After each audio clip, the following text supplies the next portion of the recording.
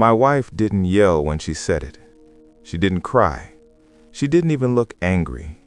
She just leaned back in her chair, folded her hands, and told the review panel I was emotionally weak. Not unstable, not incompetent, weak. She said it like a diagnosis, calm, clinical, final. What she didn't realize was that someone else in that room had been quietly watching her long before she said those words. And when the panel started asking questions, it wasn't about my emotions. If you've ever been judged in a room where silence feels heavier than shouting, stay with me. Because what happened next wasn't loud. It was precise. The review panel met twice a year. It wasn't dramatic, no courtroom energy, no raised voices. Just 3 senior partners, 1 HR representative, and a structured evaluation process. I had been with the firm for 12 years, steady growth, consistent results, no disciplinary history. My wife, Laura, joined 4 years ago. Different department, same floor. That had been her idea. She said working in the same building would strengthen alignment. At first, it did. But alignment slowly became oversight. The tension didn't start overnight. It built in small moments. A raised eyebrow when I disagreed with her in a strategy session. A tight smile when a client thanked me directly. Silence in the car ride home after meetings where I spoke more than she expected. The official reason for the panel review was performance recalibration. Leadership wanted to reassess department synergy and emotional resilience under pressure. Emotional resilience. Laura volunteered to speak first. She wore gray, minimal jewelry, professional, composed. She didn't look at me when she began. Daniel struggles with emotional regulation, she said evenly. He internalizes criticism. He withdraws instead of engaging. I felt my pulse shift, but I didn't interrupt. She continued. He appears steady externally, but internally he becomes overwhelmed. That affects long-term leadership stability. It was a careful argument, not explosive, not cruel, clinical. One of the panel members, Mr. Hayes, nodded slowly. Can you provide specific examples? Laura clasped her hands. Last quarter's client revision meeting, he shut down after pushback. I blinked. That meeting had lasted 2 hours. I had asked for a 5-minute break to reorganize projections after the client changed budget scope. That wasn't withdrawal, it was recalibration. But I stayed quiet. Another instance, she continued, was during the merger proposal review. He became visibly tense. I remembered that meeting too. I had challenged unrealistic deadlines. My tone was calm, my language measured. Tense didn't mean weak. It meant alert. Mr. Hayes glanced at me. Daniel? The room felt warm, not hostile, just watchful. I requested time to adjust projections, I said, and I raised concerns about timing risk. Laura tilted her head slightly. Not disagreement, just doubt. That's one interpretation, she said softly. Interpretation. The word lingered. HR made notes. The other 2 partners watched carefully. They weren't reacting emotionally. They were observing patterns. Laura shifted in her chair. There's also the interpersonal element, she added. He avoids difficult conversations. I looked at her then.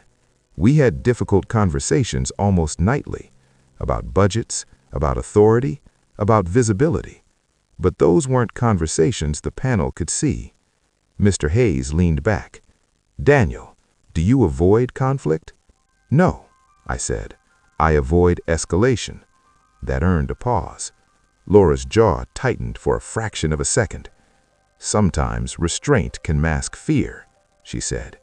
Fear. It was subtle, but now the language was shifting.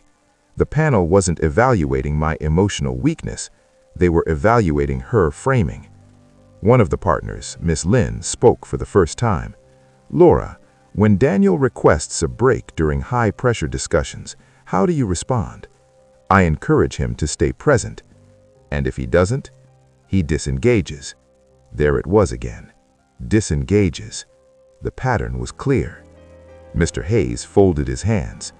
Daniel, when you requested that break during the client revision meeting, what happened next? I returned with adjusted numbers. We secured the contract. Silence. Laura looked down at her notes. Miss Lynn tapped her pen lightly. And during the merger proposal review? She asked. I documented timeline risks. 3 weeks later, the board extended the deadline. No one wrote that down loudly, but they noticed. Laura shifted again. This isn't about results, she said carefully. It's about emotional durability. Mr. Hayes nodded slowly. Understood. Then he looked directly at her. Laura, have you ever raised these concerns with Daniel privately? The air changed. Laura hesitated. We've discussed leadership expectations. That wasn't my question, he said gently. Another pause. Yes, she said finally. I felt something tighten in my chest, because that wasn't true. We had argued, yes, but she had never framed those arguments as concern for my emotional weakness. They were about positioning, visibility, control. Miss Lynn glanced at her notes. Our peer feedback surveys don't reflect emotional instability. They describe Daniel as measured and steady. Laura's shoulders stiffened. Measured can mean distant, she replied. Or composed, Miss Lynn said. The difference mattered. I stayed silent, because the more she spoke, the more the contrast grew. Not between strong and weak, but between reactive and controlled. Mr. Hayes cleared his throat. Laura, in the past 6 months, have you initiated formal feedback documentation about Daniel's emotional regulation? No, she said. Why not? Another hesitation. I wanted to give him space to improve. The phrasing felt rehearsed. HR glanced up briefly. Mr. Hayes leaned forward slightly. When you say he withdraws under pressure, can you describe his physical behavior? Laura blinked. He becomes quiet. And he looks down, avoids eye contact. I almost smiled, because that wasn't avoidance, that was processing. Mr. Hayes turned to me. Daniel, when you're quiet in meetings, what are you doing? Listening, I said. And when you look down? I review notes. Another silence. Not dramatic, just deliberate. Laura inhaled slowly. I'm concerned about long-term emotional strain. But now her voice had shifted. Less clinical, more personal. And that's when I noticed something. Her hands were trembling. Just slightly. Not enough for anyone else to call it out, but enough for someone observant to see. She wasn't exposing my weakness. She was defending something else, something I hadn't understood yet. Mr. Hayes cleared his throat again, and this time the question he asked wasn't directed at me. Laura, calmly, he said, are these concerns about Daniel's emotional state or about control of shared leadership visibility? The room went still. Laura didn't answer immediately, and for the first time since the meeting began, she looked uncertain. Laura didn't answer right away. She blinked once, slowly, like she was deciding which version of herself to present. I don't understand the question, she said finally. Mr. Hayes didn't look frustrated, he looked patient. I'm asking whether your concern is about Daniel's emotional stability, he said evenly, or whether it's about how leadership perception is distributed between you. The word distributed hung in the air. Laura shifted in her chair. This isn't about visibility, it's about long-term resilience. Ms. Lynn leaned forward slightly. Resilience is measured through outcomes and peer perception. Both appear stable. Laura's jaw tightened. I stayed still, because now it wasn't about defending myself, it was about watching carefully. Mr. Hayes continued. Over the past year, Daniel's project approvals increased by 18%. Client retention in his department improved. Internal feedback describes him as steady under pressure. Laura folded her hands again, too tightly. "Steady isn't the same as strong," she said. "And weak isn't the same as reflective," Ms. Lynn replied. Silence. HR scribbled something. Laura exhaled slowly. "When pressure increases, Daniel becomes quiet. He withdraws from confrontation." I chose my words carefully. "I don't escalate," I said. "I document." She glanced at me, brief, controlled. "That can feel like avoidance." "To who?" Mr. Hayes asked. Another pause. Laura hesitated. "To the team," she said. Ms. Lynn flipped a page. "Team surveys indicate high confidence in Daniel's conflict management." The tension in Laura's posture became visible now, shoulders slightly raised, fingers pressed into each other. It wasn't anger, it was pressure. Mr. Hayes shifted his attention back to her. "Laura, I want to clarify something. In the past 3 months, have you escalated any concerns about Daniel's emotional capacity through formal channels?" "No." "Have you documented specific incidents tied to emotional instability?" "No." "Have any clients reported discomfort?" "No." The room was quiet in a different way now, less evaluative, more investigative.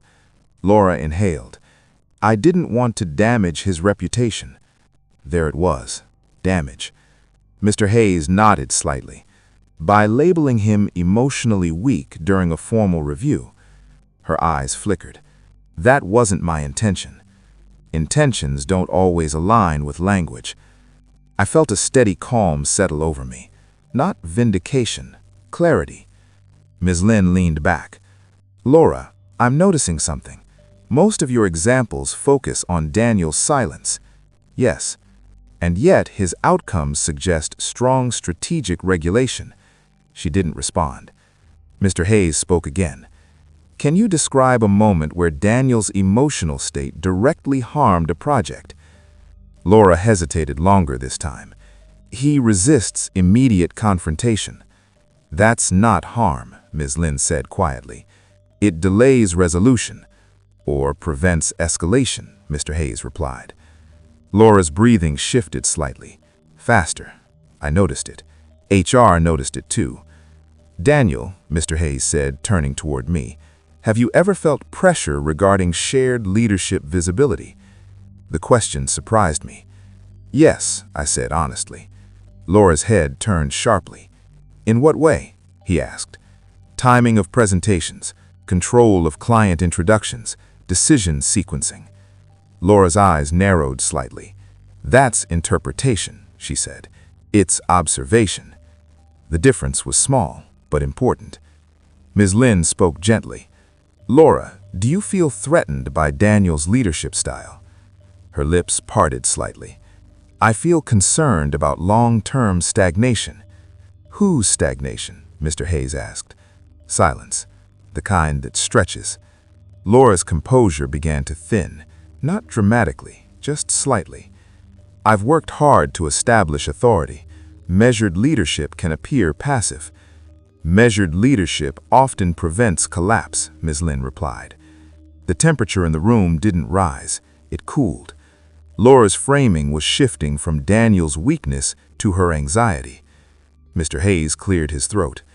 "Laura, is it possible your interpretation of emotional weakness is influenced by preference for assertive dominance?" Her shoulders stiffened. "That's unfair." "It's exploratory," he said calmly. I stayed silent, because I knew something now. This wasn't about my emotional strength. It was about her fear of losing narrative control. She had built an identity around decisive leadership. I operated through quiet recalibration. To her, that felt like surrender. To the panel, it looked like discipline. HR finally spoke. "Laura, your tone during this review suggests urgency. Was there a recent event that triggered these concerns?" Her eyes flickered. "There was a client dinner last month." I remembered that dinner. The client had asked me directly about expansion modeling. I answered, calmly. Laura had remained quiet. Afterwards, in the car, she had said nothing, just stared out the window. "What happened at the dinner?" Mr. Hayes asked. Daniel answered strategic questions without deferring. "I was asked directly, and I allowed it," she replied quickly. Allowed.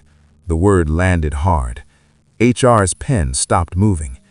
"Leadership isn't permission-based," she said softly. Laura's face flushed slightly. Mr. Hayes leaned forward. "Laura, I need to ask you directly. Are you labeling Daniel emotionally weak because he processes differently than you, or because his composure reduces your visible authority?" The silence that followed felt heavier than any accusation. Laura looked down at the table. Her fingers were trembling again. "I don't feel supported," she said finally. There it was. Not weakness, not instability, insecurity. The panel didn't react loudly. They observed. Mr. Hayes spoke gently. "Feeling unsupported is different from diagnosing weakness." She nodded slowly, and for the first time she looked smaller, not defeated, just exposed. "I didn't feel triumph. I felt something else. Sadness. Because this hadn't needed to become a formal review. It could have been a conversation. But she had chosen the panel, and the panel had noticed something she didn't expect." The room didn't rush to fill the silence. That was the part most people misunderstood about professional review panels. They don't react emotionally. They let discomfort sit long enough to reveal what it's hiding. Laura's admission, "I don't feel supported," hung between us. Mr. Hayes nodded once. "That's important," he said, "but it's not the same as emotional weakness." Laura didn't argue. She stared at the edge of the table as if something written there might help her reframe the moment. Ms. Lynn adjusted her glasses. "Support in what sense?" Laura inhaled slowly. "In shared leadership spaces, I often feel like I'm carrying projection weight alone." I understood what she meant. Projection weight. Client-facing authority, external messaging, the visible layer of leadership. "I've never refused those responsibilities," I said carefully. She didn't look at me. "You don't seek them. I don't compete for them." There it was again, that distinction. The panel exchanged subtle glances. Mr. Hayes leaned forward slightly. "Laura, do you equate visible presence with emotional strength?" Her lips pressed together. "Presence matters," she said. "Yes," he replied, "but presence and volume aren't identical." The quiet in the room deepened. HR tapped her pen once, then stopped. Ms. Lynn turned to me. "Daniel, have you ever felt pressured to alter your communication style?" "Yes." Laura looked up sharply. "In what way?" Ms. Lynn asked. "To be more assertive publicly, more decisive in tone." "And why didn't you?" "Because decisiveness without data creates risk." The answer came without hesitation. Laura exhaled through her nose. "That sounds cautious," she said. "It is. And cautious can be perceived as fear." "Or as responsibility," Mr. Hayes interjected. The shift was subtle, but undeniable now. Laura had come prepared to diagnose me. Instead, her language was being examined. "Laura, when you described Daniel as emotionally weak, what outcome were you hoping for?" The question changed the atmosphere. Laura blinked quickly. "I wanted recognition that his style may limit growth." "Whose growth?" Mr. Hayes asked. Silence again. "Both," she said, but the word felt hollow. I could see it in her shoulders, slightly raised, defensive. There was something deeper here, something she hadn't intended to expose. HR cleared her throat softly. "We've observed increasing tension in shared presentations over the past quarter. Have you two discussed leadership distribution directly?" Laura answered first. "We've had conversations." I didn't interrupt. "What was the conclusion?" Ms. Lynn asked. She hesitated. "That visibility should reflect initiative." "And who defines initiative?" Mr. Hayes asked. She paused longer this time.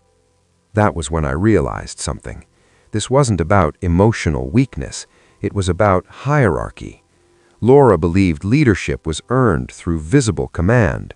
I believed it was sustained through consistent results. Two different currencies, one louder than the other. Ms. Lin flipped through her notes. During the merger presentation, Daniel challenged the timeline calmly. You later sent a follow-up email questioning his confidence in execution. Why? Laura's face shifted slightly. That email was about alignment. It referenced emotional hesitance, Ms. Lin replied. She swallowed. It felt hesitant. Or careful, Mr. Hayes asked. Her composure was thinning now, not dramatically, but enough. I can't operate with uncertainty. There's always uncertainty, I replied quietly. She turned to me then, fully. And that's why you hide behind analysis. Hide. The word wasn't clinical anymore. It was personal. The panel noticed that too. Mr. Hayes didn't react to the tone. He reacted to the pattern. Laura, it appears you associate emotional steadiness with withdrawal. She didn't respond. And you associate visible control with strength. Still silence. HR made another note. The power dynamic in the room had shifted completely. Laura expected evaluation of my emotional capacity. Instead, her definition of strength was under scrutiny. Ms. Lin leaned forward. Daniel, during high-pressure moments, what do you feel internally? The question surprised me. Alert, I said. Focused. Fear? No. Anger? No. What then? Responsibility. That word landed gently. Laura's gaze softened for a fraction of a second. Responsibility wasn't weakness. It wasn't dominance either. It was steady. Mr. Hayes folded his hands again. Laura, when Daniel becomes quiet, what do you feel? The question caught her off guard. She hesitated. I feel alone. The honesty startled even her. Silence stretched again, not accusatory, reflective. Ms. Lin spoke carefully. Feeling alone in leadership can be uncomfortable, but that doesn't mean your partner is weak. Laura blinked quickly. This isn't about marriage. No, Mr. Hayes agreed. It's about projection. The word hung there. Projection. The room felt cooler now, more precise. Laura had come prepared to frame me as emotionally fragile. Instead, the panel had identified something else. Her discomfort with quiet strength, her reliance on visible dominance, and her fear of losing narrative control. HR closed her folder slowly. Based on performance metrics and peer evaluations, there is no evidence of emotional instability. The statement wasn't dramatic, but it was final. Laura's shoulders dropped slightly, not in defeat, in realization. Mr. Hayes added one more sentence. Emotional weakness is not defined by silence. It's defined by volatility. No one said anything else after that, because nothing else needed to be said. No one stood up right away. The panel didn't rush to close the meeting. They allowed the silence to breathe. Laura stared at the table. Her posture was still upright, but the sharpness in her expression had softened. Mr. Hayes spoke carefully. We're not concluding this session with fault. We're concluding it with clarity. HR nodded. Ms. Lin turned slightly toward Laura. Leadership styles differ. Conflict arises when interpretation replaces communication. Laura swallowed. So this becomes what? A misunderstanding? No, Mr. Hayes replied. It becomes a recognition of projection. The word landed again. Projection. Laura inhaled slowly, as if the room felt smaller now. I didn't intend to undermine him, she said. Intent wasn't the issue anymore. Impact was. I watched her carefully, not with anger, with observation. This wasn't a public humiliation. It wasn't a dramatic collapse. It was exposure through precision. HR closed her folder. We recommend structured leadership alignment sessions moving forward. No disciplinary action, no performance flags. That was the formal end, but the emotional conclusion hadn't arrived yet. Laura gathered her papers. Her hands were steady now, almost too steady. The panel dismissed us. We stepped into the hallway together.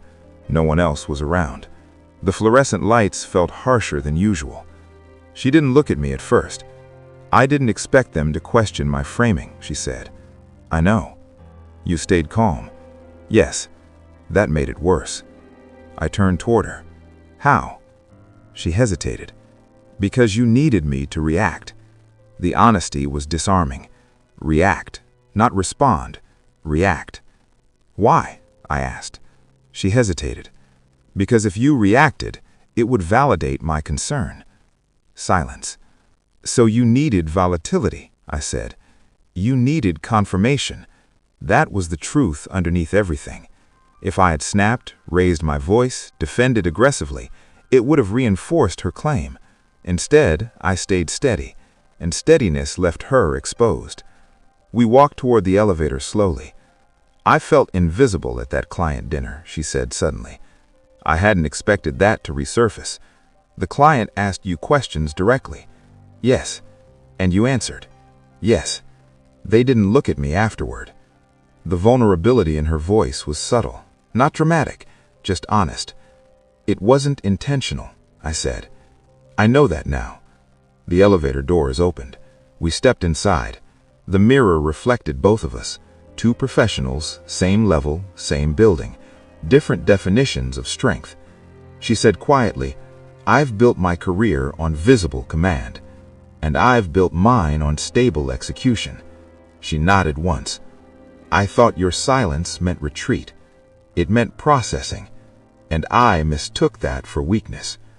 The elevator descended slowly. Neither of us spoke. The truth was uncomfortable, but it wasn't explosive. It was quiet. When the doors opened, she didn't move immediately. There's something else, she said. I waited. I've been approached. My chest tightened slightly. By another firm. When? 2 months ago. The timing aligned with everything.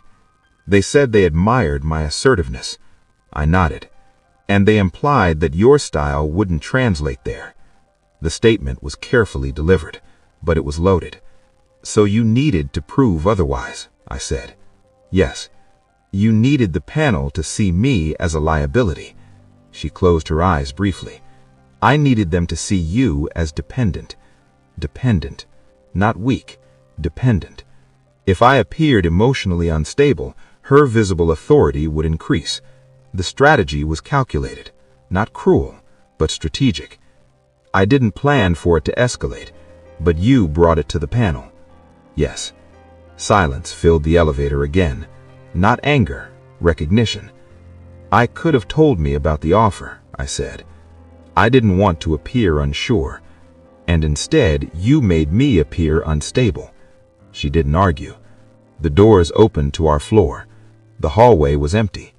Are you taking the offer? I asked. She shook her head. No. Why? Because I misjudged what strength looks like. We walked toward our offices. I've built my career on visible command, but it created exposure. Yes. We stopped outside my door. I'm not emotionally weak, I said quietly. I know. I'm deliberate. I see that now. The moment didn't feel triumphant. It felt recalibrated. There was no apology yet, just understanding. I'll inform the panel about the external contact, she said. That's necessary. She nodded. I don't want to compete with you. I never was. She looked at me then. Really looked. I know. There was no dramatic resolution, no sudden repair, just awareness. She turned toward her office, and for the first time in months, I didn't feel tension in my chest, not because I had won, but because the narrative had shifted. The panel had noticed something she didn't expect, and what they noticed wasn't my weakness, it was her fear.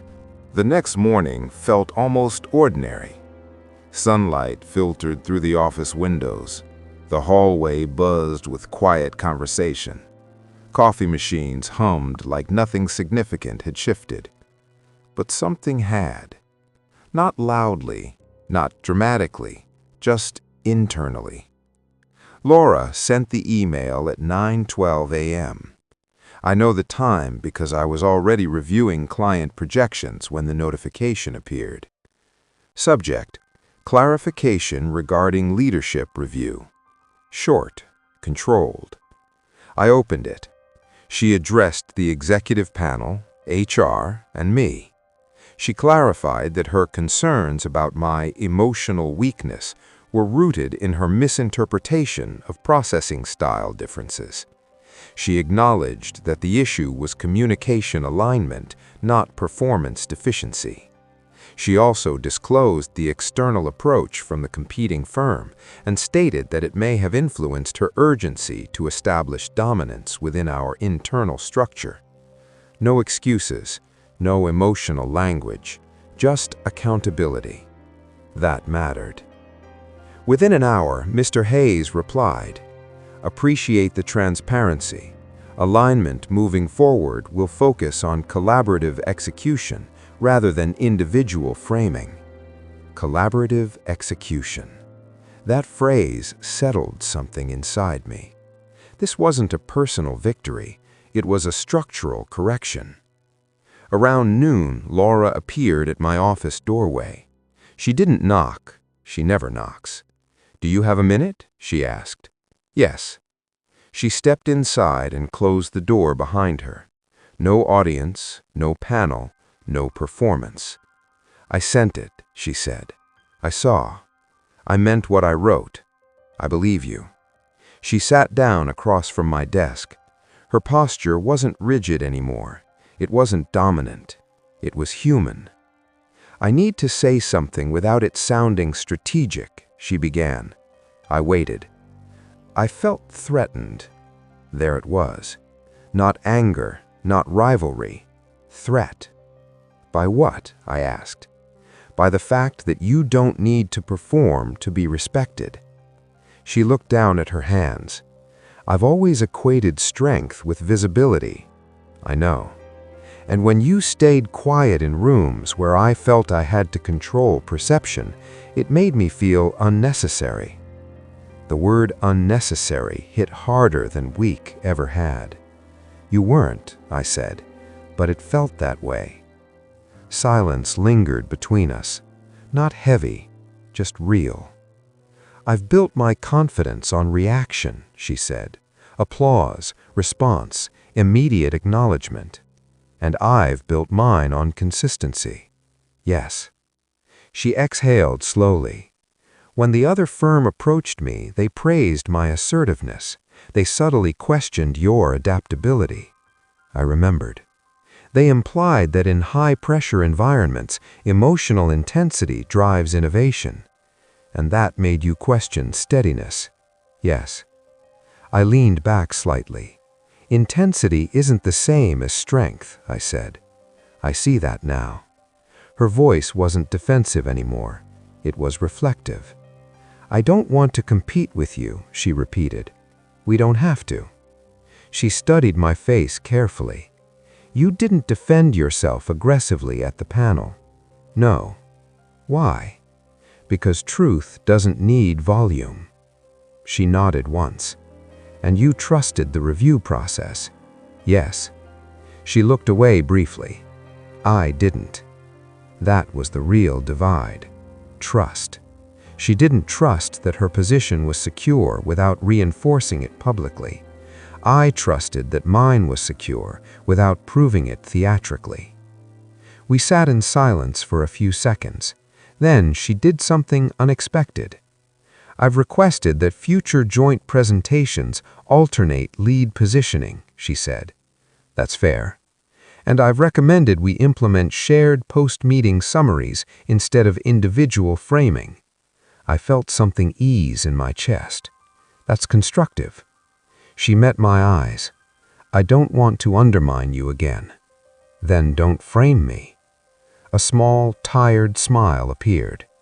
"I won't." She stood slowly. Thank you for not reacting. I wasn't tempted to. You weren't? No. She paused. Why?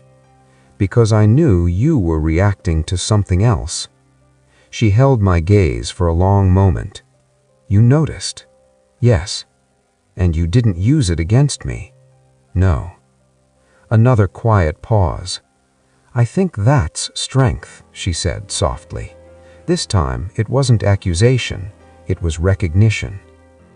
After she left, I remained seated for a while, not replaying the confrontation, not savoring the exposure, just absorbing the recalibration. Over the next few weeks, the atmosphere shifted gradually. Joint meetings felt balanced. Language became neutral instead of competitive. When clients asked me direct questions, Laura didn't tighten. When Laura took control of a discussion, I didn't withdraw. It wasn't perfect. It was functional. One afternoon, about a month later, Mr. Hayes stopped by my office. Good adjustment period. It feels stable. He nodded. Leadership isn't about dominance. It's about containment. I understood what he meant. Containment of ego, containment of insecurity, containment of narrative. Laura never took the external offer. She stayed, not because she lost leverage, but because she recalculated what strength meant. And I stayed exactly where I had been, steady, measured, deliberate. She once called me emotionally weak. The review panel noticed something she didn't. They noticed that steadiness isn't weakness, it's control. And control doesn't shout, it waits. And when the noise fades, it remains.